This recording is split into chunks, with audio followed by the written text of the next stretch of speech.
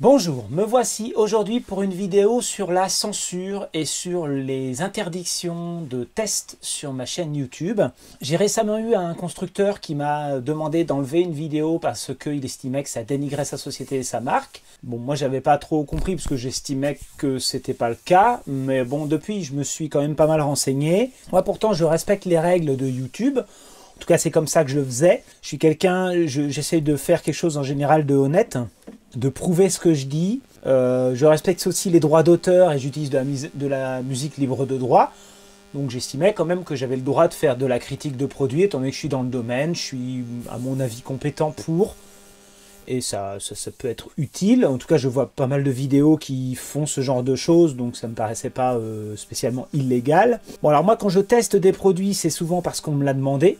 Donc c'est soit un fournisseur, soit un fabricant, soit un client qui me l'a demandé. Ça peut arriver de ma propre initiative de tester un produit que j'ai en stock ou parce que je souhaite montrer quelque chose de particulier, mais c'est vrai que la plupart des tests que j'ai sur ma chaîne, on m'a demandé de faire ce test. Ne pensez pas qu'on puisse derrière me dire bah non, vous ne pouvez pas publier cette vidéo même si ça vous a été demandé. En gros, il faut que je dise des choses bien. Sauf que c'est pas évident de dire des choses bien si des tests ne révèlent des choses pas bien. Moi d'habitude, ce qui se passe, c'est quand j'ai un sponsor, on va dire un partenaire comme Power Queen qui me contacte et qui me dit bah voilà, je voudrais que vous testiez ma batterie. Je lui dis si elle est pas bien la batterie, je vais le dire, hein, je vais être honnête, je le dis au public. Et je lui montre la vidéo avant de la publier. Et en général, tout se passe bien. Enfin, je veux pas ce genre de constructeur qui est souvent chinois, qui vient sur le marché français, ils aiment bien avoir des testeurs sur place. Au contraire, c'est l'honnêteté qui prime, quoi. Bon, c'est pas le même cas pour certaines sociétés européennes ou françaises qui eux sont dans le droit français du coup et ont des moyens de faire pression, quoi. Donc ils préfèrent ne pas qu'on teste pas leurs produits, qu'on parle pas d'eux. C'est assez rare pour moi de m'avancer sur un produit. M'excuserez, je lis en même temps parce que j'ai fait mon texte quand même, donc j'ai pas de prompteur. De m'avancer sur un produit que j'ai pas testé, donc c'est vrai que quand on me demande mon avis sur un truc et que j'ai juste une fiche technique, je peux m'avancer un petit peu sur la fiche technique en me disant bah voilà, ça a l'air bien, ça a l'air pas bien, mais si j'ai pas testé le produit, je peux pas trop donner mon avis. Si j'ai pas vérifié les informations techniques, c'est pas évident, voilà. Donc c'est pour ça que je vérifie tout le temps les informations techniques et quand je le fais, j'essaie de faire une vidéo qui va avec pour justement répondre aux questions qu'on m'a posées. Alors pourquoi est-ce que c'est un problème de tester les produits du coup? Parce que moi mon approche elle est vraiment orientée par rapport à mon métier. Mais bon, moi je suis un professionnel de l'autonomie, donc ça me donne un certain statut. J'ai des compétences pour tester et juger un produit, ce que certains technico-commerciaux n'ont pas. J'ai pas toutes les compétences, mais j'ai un certain nombre de compétences. Je suis plutôt crédible quand... Enfin, c'est pas de l'autosatisfaction, mais en prenant un peu de recul comme ça, ce que je dis a plutôt une valeur de crédibilité aux yeux du public. Donc c'est vrai que ça a de l'importance. Mes tests, souvent, je le fais par rapport à une logique, à un protocole de mesure et de la redondance.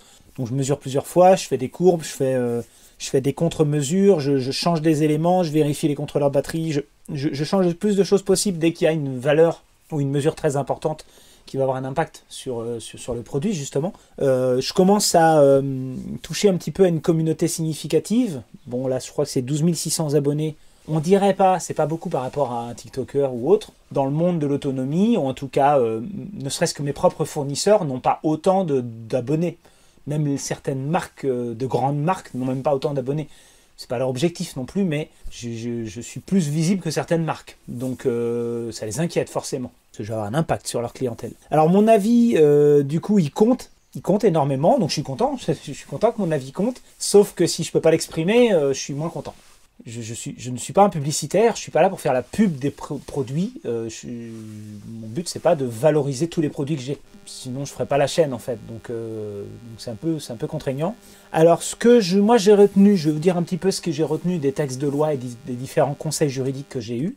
C'est un tout petit peu long, mais pourtant c'est une synthèse. Alors j'ai fait ma propre synthèse. Ce qui est répréhensible en termes de loi, indépendamment du fait que ce soit sur YouTube, Facebook ou d'ailleurs c'est les réseaux sociaux, tout confondu, c'est un peu pareil que la vraie vie tout court. La critique ne doit pas être injurieuse envers l'entreprise ou la marque.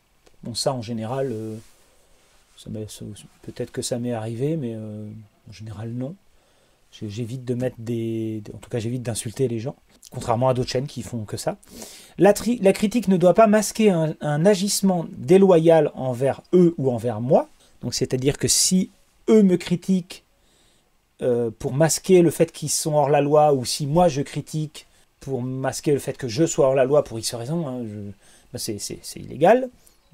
Ça ne me concerne pas tellement, là, je pense pas. La critique ne doit pas dénigrer des produits ou services d'une personne morale, donc éviter les idées fausses et les attaques agressives. Voilà, une personne morale, une entreprise par exemple, une association, ça peut être un corps de métier par exemple, enfin si c'est plus générique. Donc faut pas dénigrer, faut pas véhiculer de mauvaises idées.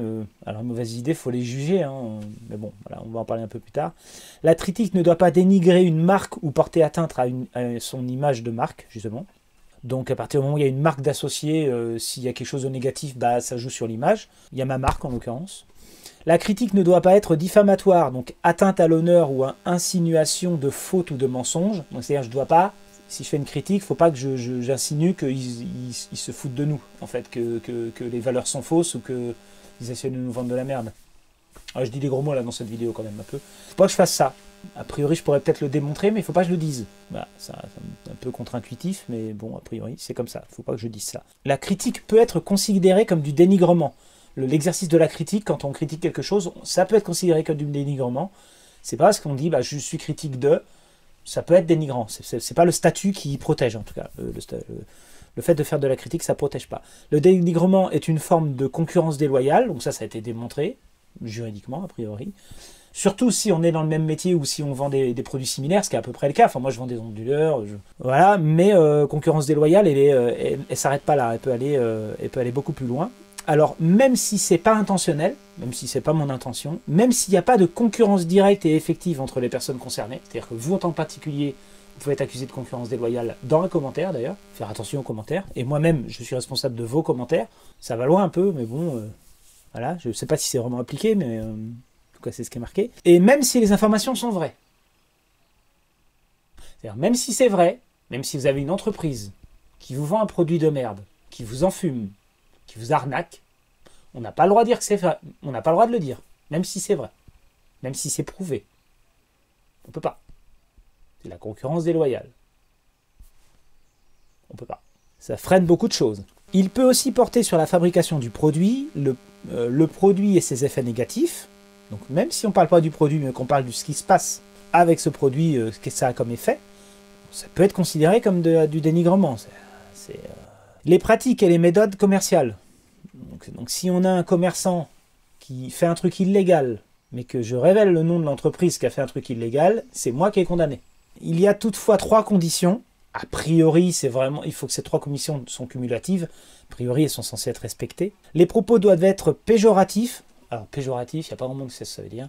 En gros, ils ne doivent jeter le discrédit ou répandre des informations malveillantes à l'encontre d'un ou plusieurs concurrents. En gros, une attaque, quoi.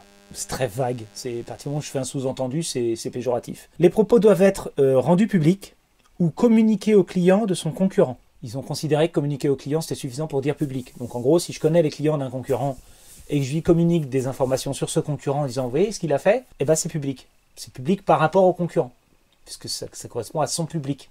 Et puis public en général, à partir du moment où c'est accessible au public. Les propos doivent viser une entreprise identifiable, sa marque ou ses produits. C'est pas cumulatif, c'est sa marque, ses produits ou l'entreprise. À partir du moment où on peut identifier l'entreprise, la marque ou les produits, ça fait partie de la condition. Alors les exceptions, il existe des exceptions, heureusement. La critique est possible tant que le but recherché est légitime. Il faut trouver quelqu'un qui peut juger de cette légitimité, par contre, comme celui d'informer le public sur les éléments factuels et vérifiés pour participer au débat public. Pareil, c'est très subjectif. La diffamation ne sera pas admise si vous prouvez votre bonne foi, c'est-à-dire si vous avez agi avec prudence et mesure dans l'expression de votre opinion. Donc il ne faut pas que je dise... s'il y a un truc qui n'est pas bien, il ne faut pas que je le dise. Il faut que je reste mesuré. Faut que je reste... Ça m'arrive en plus énormément dans mes vidéos d'être mesuré. On me dit des fois, dis donc, t'es gentil avec le produit. Oui, j'essaye de mettre les formes, parce que mon but, c'est pas de détruire, justement. Mais c'est pas suffisant. Il suffit que je fasse une petite remarque ou un petit sous-titre qui va pas, et c'est de la diffamation. Donc bon. Lorsque les appréciations portées sur un produit concernent un sujet d'intérêt général, alors l'intérêt général a une définition au niveau européen, mais il est très vague. relativement large et c'est pas dit qu'on sache si c'est d'intérêt général, c'est pas clair. Et repose sur des bases factuelles suffisantes, c'est-à-dire qu'on a suffisamment de faits. Leur divulgation relève alors du droit de liberté d'expression, qui inclut le droit de la libre critique. C'est deux trucs opposés. D'un côté, on dit vous avez rien le droit de dire, de l'autre côté, vous dites oui, mais si vous avez raison et que c'est en plus d'un intérêt général, vous avez le droit. À tout moment, il y a un avocat qui peut dire ah non, c'est pas de l'intérêt général, ou l'autre ah oui, c'est de l'intérêt général. Donc pour moi, ça m'aide pas vraiment. Donc ça inclut le droit à la libre critique et ne saurait dès lors être regardée comme fautive sous réserve qu'elle soit exprimée avec une certaine mesure. À partir du moment où c'est pas quantifié, certaines mesures, ça veut rien dire. Je sais pas ce que c'est qu'une certaine mesure. Je vois des vidéos où les gens ils critiquent des produits, mais ils les insultent, ils vomissent dessus, ils vont loin. Moi, j'ai jamais fait ça. Donc je considère que j'ai une certaine mesure, enfin je suis plutôt poli, j'essaie de m'exprimer avec des vrais mots, même si j'ai à parler, même si j'ai une façon de respirer, une façon de mettre en œuvre. Bon, peut-être que j'ai des gestes, je sais pas. Bon, il y a des exceptions, mais il faut le prouver. Donc en gros, moi je me base pas là-dessus. Moi je me demande comment font les autres. Peut-être que personne les a menacés. Peut-être juste ça. Peut-être c'est passé en dessous les radars. Je me suis renseigné, j'ai demandé conseil. Alors plusieurs solutions s'offrent à moi. Soit la vidéo est positive ou légale, parce que je l'ai jugée, ou que quelqu'un m'a conseillé, de par son contenu, et donc je la laisse en ligne. C'est le cas de la plupart de mes vidéos en fait. Soit elle est trop à risque, et je la fais pas. C'est une vidéo litigieuse, je la fais pas. Je connais l'info moi, mais je fais pas la vidéo. Je peux faire l'étude, je peux faire les mesures, mais je ne la mets pas en vidéo. C'est possible. Ça m'est arrivé. Soit elle est peut-être à risque, et je demande la validation à la marque avant de la publier. Ça m'est arrivé aussi, ça m'arrive encore en ce moment. D'ailleurs, j'ai certaines vidéos que j'ai demandé à la marque de les valider. Soit je fais une version censurée ou modifiée accessible au public.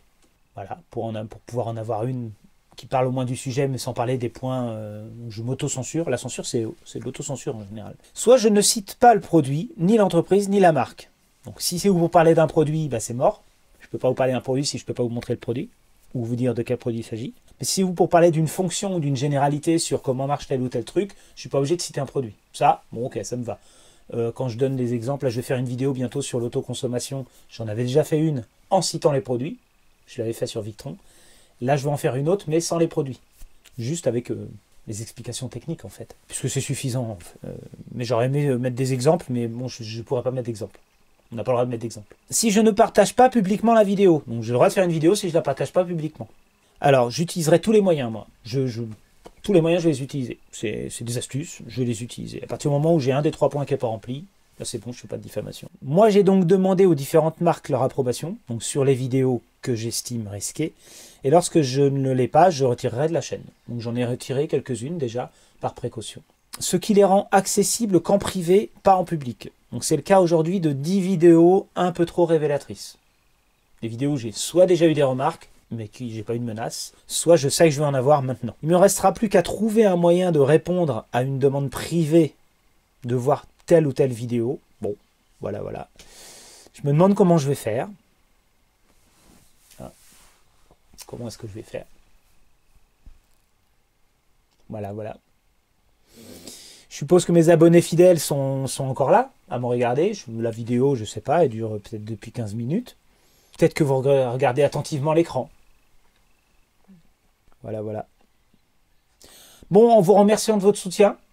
Si vous voulez me faire un don pour mes travaux, il y a un lien en description. C'est un petit lien avec des dons de 10 €. Faites comme vous voulez. Et puis voilà, je vous remercie pour votre soutien. Et puis j'espère que continuera à avancer. Au revoir.